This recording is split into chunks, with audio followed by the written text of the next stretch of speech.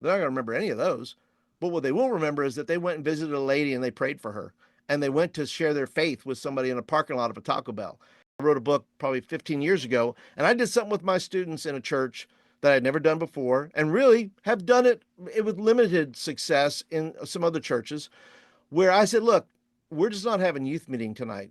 Our deal is this: if we're going to show up to do Jesus stuff, then let's do Jesus stuff. And this took a lot of prep, by the way. I don't want to make it sound like it just sort of, like I just said, this is what we're doing. This required laying a groundwork. So for 3 months, I took students, we divided up our group in various things, and you signed up for an action team. We were either going to go, what we did is we planned an outreach. The whole group, we planned an outreach for the end of the month. So we all went and bought pizza, and we went to Taco Bell parking lot and started handing out pizzas to all these kids who were all in the parking lot. We'd send them down to Winn-Dixie, where all the kids were hanging around the parking lot, and we'd invite them to the outreach at the end of the month. So we took that time that these students were willing to give me, and we did something with it.